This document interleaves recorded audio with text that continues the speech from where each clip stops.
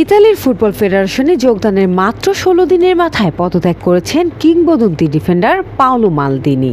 একই সঙ্গে পদত্যাগ করেছেন তার উপদেষ্টা ও সাবেক ব্রাজিলিয়ান তারকা লিওনার্দো। তাদের পছন্দের প্রার্থী বারবার প্রত্যাখ্যাত হওয়ার পর আসলো এই সিদ্ধান্ত।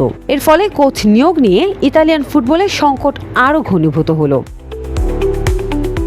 স্কাই স্পোর্ট ইতালিয়া জানিয়েছে, রুশ একটি বেটিং কোম্পানির সঙ্গে সংযোগ থাকার অভিযোগে সাবেক মিডফিল্ডার আন্দ্রেয়া পিরলোর নাম ফেডারেশন বাতিল করে দেয়। এর আগে কার্লো আনচেলত্তি এবং পেপ গার্দিওলাকে জাতীয় দলের কোচ হিসেবে আনার চেষ্টা করেছিলেন মালদিনি, কিন্তু তাও ব্যর্থ হয়। পরে লিওনার্দো বিকল্প হিসেবে থিয়াগো মোট্রার নাম প্রস্তাব করেন, কিন্তু সেটিও প্রত্যাখ্যাত হয়। রোস্টের ঘন ঝোল খেয়েও হালকা থাকা যায় যদি তেলটা হয় অলিও ওরলিও।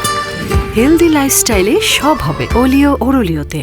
ফেডারেশনের সমর্থনের অভাব দেখে হতাশ হয়ে মালদিনি ও লিওনার্দো তাদের দায়িত্ব থেকে সরে দাঁড়ান।